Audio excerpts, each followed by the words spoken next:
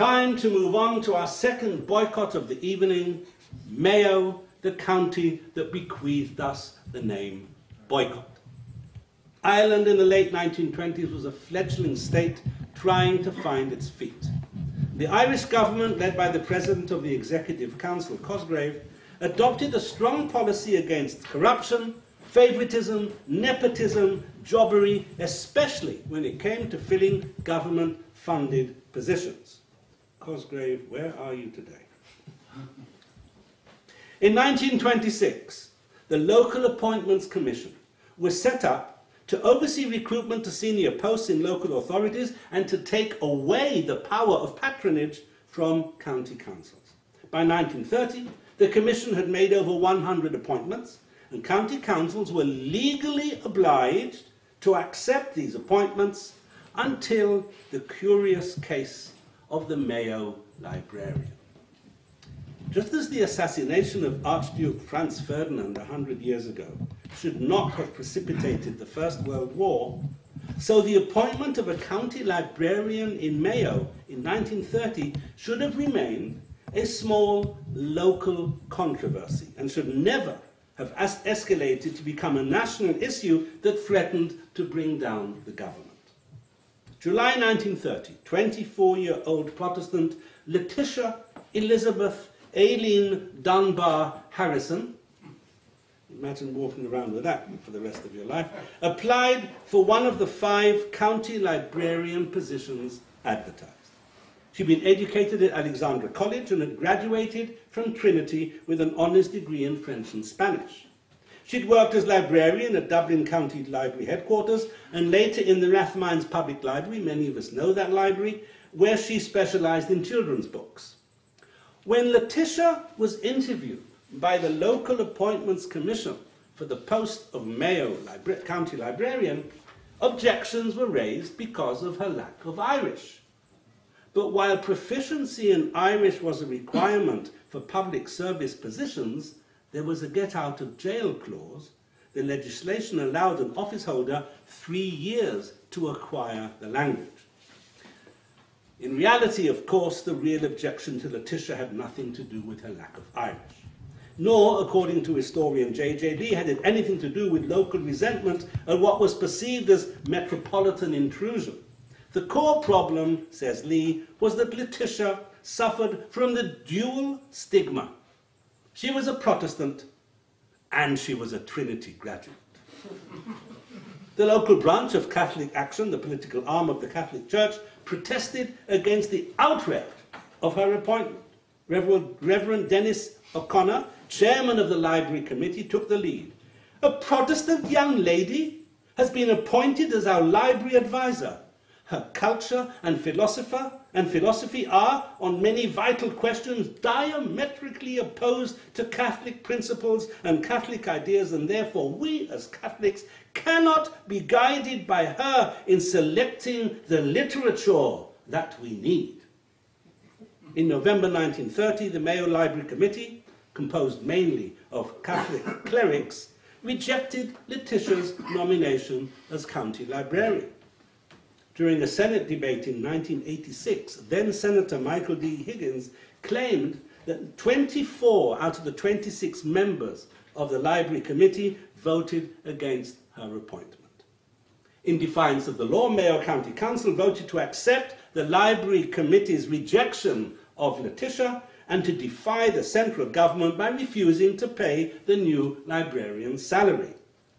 Some county councillors invoked the history of 19th century superism in Mayo. Superism got its name from the Protestant Bible societies that set up schools during the famine. Starving Catholic children were fed on the condition of receiving Protestant-based religious instruction at the same time. Monsignor Dalton, a member of the Library Committee, stated, "The only outstanding qualification she has is that she is a Protestant and was educated in Trinity College."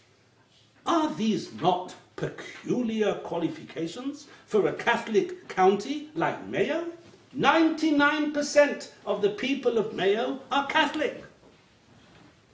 J.T. Moran was quoted in the Connaught Telegraph as stating, "Trinity culture is not the culture of the Gael. Rather, it is poison gas to the kindly Celtic people. Poison gas. The Catholic hierarchy had always regarded books as a possible source of spiritual contamination. Archbishop Gilmartin of Tuam would say in 1931, "The modern world is teeming with all kinds of printed matter, books, more especially novels, reviews, magazines, papers, a few of them good, some of them indifferent, some of them positively immoral, and many of them illustrated with indecent pictures." The county secretary, M.J. Egan, warned the Mayo county councillors that they were acting illegally. The Minister for Local Government, Richard Mulcahy, gave Mayo Council until the end of the year to reverse its decision.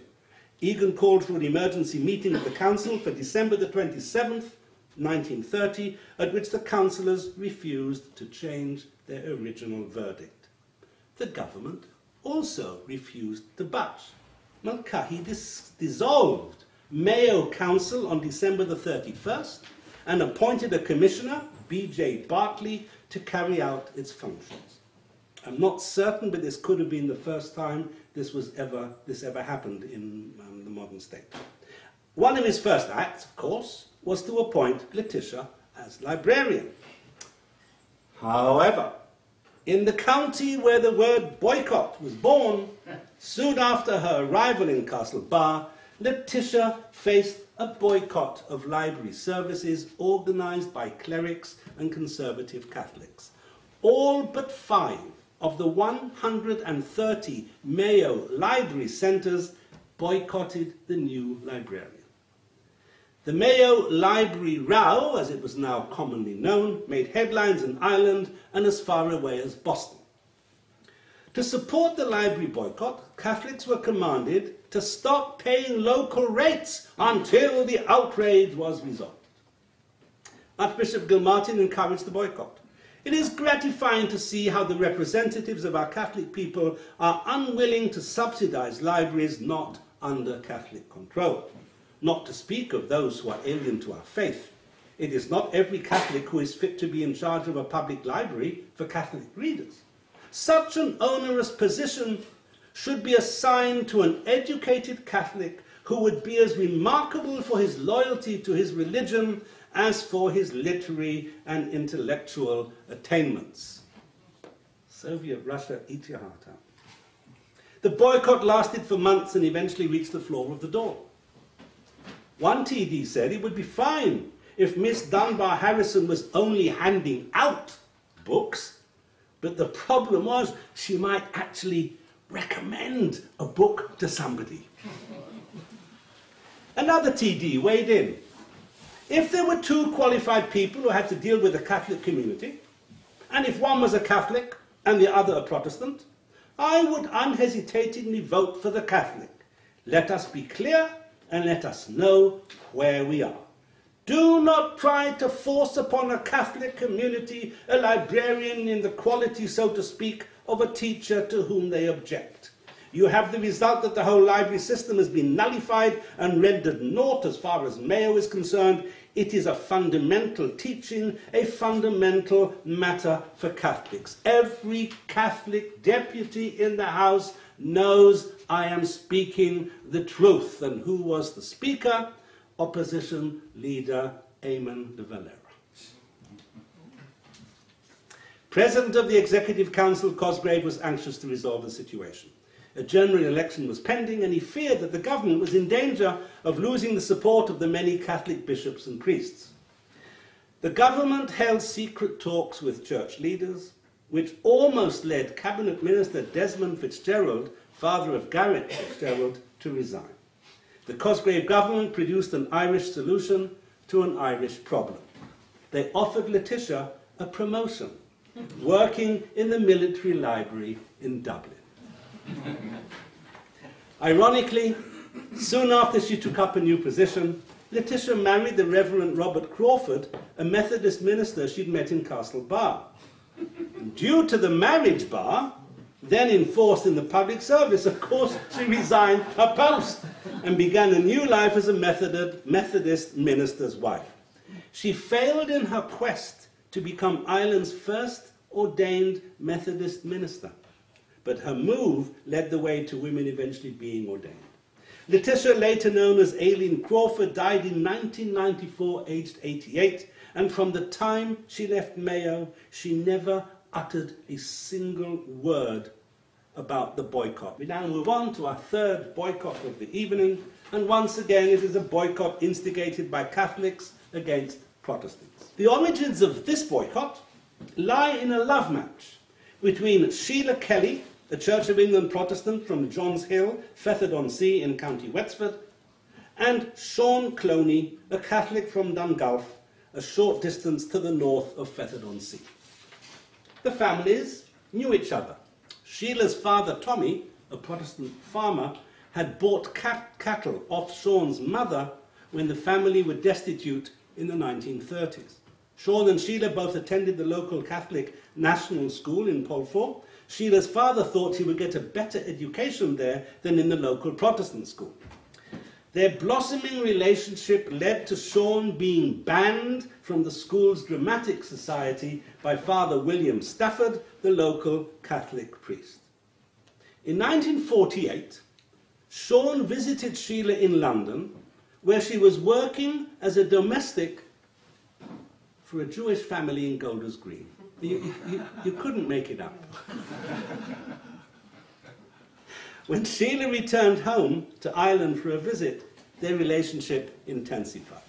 And they were married in October 1949 in Hendon Registry Office, but were persuaded by a Catholic priest to get married the following month in a Catholic ceremony in an Augustinian priory in Hammersmith. Sheila felt this was one-sided, so they also received a blessing in an Anglican church. So, registry office, Catholic Anglican church. Knowing that the mixed marriage would be problematic in the small community of Fethard-on-Sea, Sheila and Sean stayed clear of the village, but eventually returned in August 1950. Daughter Eileen was born in 1951 and daughter Mary was born in 1952. At the time, non-Catholic spouses of Catholics who wished to be married in the Catholic Church had to agree to raise their children as Catholics under the Ne Temere decree. Now back in Fethard, the couple attended their separate churches, and they agreed that the children would be raised in both religious traditions. Both girls had been baptized as Catholics, not because Sheila had agreed, but because the nuns in the Catholic nursing home where they were born had them baptized immediately. To be sure. When it came time to register the girls for school, Sheila could not bring herself to send them to a Catholic school. Both local schools, the Protestant and the Catholic, were experiencing serious loss of pupil numbers, so the addition of even one single child was critical to both schools. Stafford put pressure on Sheila and Sean, telling them that they had to raise the children as Catholics. Sheila felt that the understanding that she had with Sean to raise the girls in both faiths was being undermined, especially when Stafford told Sean to do his duty as a good Catholic husband and to stand up to his wife. I can't help musing on the difference between Jews and Catholics, because in the Bible, when Sarah wants to banish Hagar and Ishmael, God says to Abraham, listen to your wife. Although Sean sympathized with Sheila, he knew that she had signed the decree. Pressure mounted in the spring of 1957. Other Catholic priests turned up at the house, including Father Allen, who told Sheila, Eileen's going to the local Catholic school and there's nothing you can do about it. Feeling backed into a corner, Sheila told Sean that this was not what she wanted for the children. She warned both Sean and her father Tommy that if matters came to a head, she would leave and take the children with her. On the 20th of April, Sheila asked the father for some money. He gave her £30. On the 23rd of April, Sheila raised another £32 by selling some pigs, and on the 27th of April, Sheila took the family car and drove with the girls to Wexford town, where she abandoned the car. Sean returned to an empty house when he came in from the fields at lunchtime. Someone had driven Sheila and the girls from Wexford to Armagh and then on to Belfast, where they were looked after by the Irish Church Mission, an association of fiery anti-Catholic Protestants, including the Reverend Ian Paisley, who had recently achieved wide publicity by converting a Catholic girl to Protestantism. This made incredible headlines all across Northern Ireland until she went back to being a Catholic. When Sean learned that Sheila had gone to Northern Ireland, he travelled to Belfast, where his legal team, funded by Father Stafford, applied for a writ of habeas corpus in the Belfast High Court. But Sean was too late. Sheila and the girls were already in Edinburgh, having taken the ferry from Dublin to Liverpool. A Baptist minister found Sheila a job, and Eileen started school in Edinburgh. Sheila and the girls then moved even further away to the Orkney Islands. That's a long way away. Apparently oblivious to the consequences of her actions back in Fethard. When news of Sean's court case was published in the local paper, Father Stafford used his Sunday sermon to denounce Sheila for taking the children from their father and their home. He accused her of robbing the girls of their faith. He accused the local Protestants of having financially aided Sheila's departure. And then he said it was up to the Catholics of Fethard to exert pressure on Sheila and her co-religionists. How were they to exert pressure? Yes, you've guessed, by withholding custom from the Protestant businesses in the village. A boycott. Once again, the pulpit was being used to persuade Catholics to boycott local business people. Fethard had two Protestant-owned shops. Leslie Gardner's shop sold hardware, groceries, drapery and seeds, and Betty Cooper, a young local woman in her 20s, ran a newsagent's and a sweet shop. And the two shops were on opposite sides of the street. If you've ever been to Fethard-on-Sea, that's all there is, a street. The day after Stafford's sermon, his obedient Catholic flock began to observe the boycott and stopped going into the two Protestant shops. And in addition, Sheila's father Tommy and other Protestant farmers were boycotted. The Church of Ireland parish school closed when Stafford forced its Catholic teacher to resign. The local piano teacher, a Protestant, lost most of her students. And the boycott of the local Protestant population was endorsed by Bishop Michael Brown. The Irish Independent reported, Catholics justify the boycott by alleging that Mrs. Cloney left the area with the connivance of local Protestants and have intimated their determination to continue it until the Cloney children who were baptized in the Catholic Church in Wexford are returned to their father. According to Tim Fanning, who wrote an excellent book called The Fethard-on-Sea Boycott, the boycott resulted as much from economic motives as from sectarian motives. The local Catholic clergy were anxious to prevent a situation where substantial-sized farms fell into the hands of children who might be reluctant to contribute to parochial revenues. The boycott was as embarrassing to Taoiseach Eamon de Valera as the Mayo library boycott had been to Cosgrave. As we saw, Dev had supported the Mayo boycott, but he now vehemently opposed the Fethard-on-Sea boycott.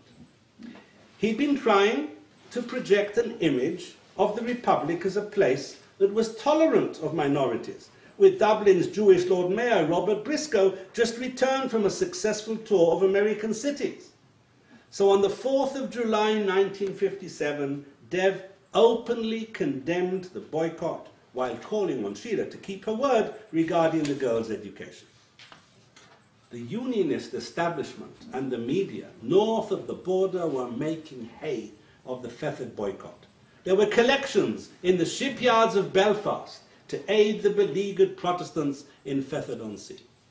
To add fuel to the fire, liberal Protestant Hubert Butler openly questioned the weak-kneed response of the Church of Ireland bishops. to the boycott. The Catholic bishops, for their part, blamed the media and saw in all the negative publicity the hand of the Irish Times, Trinity College, poor Trinity again being blamed, and other secularizing Protestant institutions. Finally, pressure from the government and from the Catholic hierarchy led to the boycott being pulled off. When Father Allen went into Gardiner's to settle his outstanding account and to buy a packet of cigarettes, his symbolic act was a signal that the Protestant shops were no longer to be boycotted. But the damage was done, and many Catholics never returned to the Protestant shops. We started our talk today with obedient Catholics forcing Jews out of business, and now we conclude with obedient Catholics forcing Protestants out of business. Meanwhile, back in the Orkneys, Sheila discovered, quite by chance, I think she discovered it in a piece of paper that her fish and chips were wrapped in, and she read there that she had become a household name, and she had absolutely no idea. She now knew that she was an international media celebrity, and she writes to Sean for the first time, telling him where she is. On November the 1st, the couple were reunited, and they moved to Somerset in England, where Sean worked on a farm. 8 months after she left, Sheila returned to Ireland. Her return was recorded in the Irish Independent on January the 10th, 1958. Mrs. Sheila Cloney, 30, has returned home with her 2 children, Eileen, 6, and Mary, 3, and has been reunited with her husband. The publicity proved too much, and Sheila and the girls spent the next 4 months in Wales, with Sean visiting every weekend. When Sheila and the girls returned permanently in April 1958, it was clear that sending the girls to either the Protestant or the Catholic school would prove too divisive, so Sheila educated the girls at home. It took a long time for the area to recover from the bitter legacy of the boycott. One sign of the easing of tensions occurred 6 years later, when the Catholic Sean Cloney helped to carry his Protestant niece's coffin into the Church of Ireland parish church. This was unusual and was another signal. However, it wasn't until 41 years after the boycott that Bishop Brendan Comiskey publicly spoke of his deep sorrow over the injustice done to the Protestants of Fethard-on-Sea. Now, I don't mention him by chance. He resigned in 2002, as you may recall, over the Father Sean Fortune scandal. The same local paedophile priest whose behaviour had prompted Sean Cloney to compile a dossier including a list of 70 young people who had been in contact with him. Amazing how these things connect. Ladies and gentlemen, this brings me to the end of my talk on 3 Irish boycotts. All 3 were instigated by Catholics. In the case of Limerick and Fethard-on-Sea, by Catholic priests. In the case of the Mayo Library, individual Catholics, including clerics, were behind the boycott. The Limerick boycott did not threaten to bring the government down because it was directed at Jews, but because the Mayo and Fethard-on-Sea boycotts were directed against Protestants, the issue soon spread from a purely local issue to being a national issue, and in both cases threatened the stability of the government of the day. Is Ireland more susceptible to boycotts than other countries because the word was coined in Ireland? I can't say. Were the boycotts successful? Well, depends what you mean by successful. The Limerick boycott succeeded in causing an exodus of many members of the Limerick Jewish community, which never really recovered. The Mayo library boycott eventually succeeded in having the Protestant librarian moved, and probably succeeded also in perpetuating the feeling among Protestants that they were regarded as the other, that they were not truly part of Ireland. The Fethard-on-Sea boycott was not a success. The children who were the cause of the boycott never did attend a Catholic school. And the only thing the boycott succeeded in doing was to perpetuate an underlying hostility between the Protestant and Catholic communities. Thank you very much. you.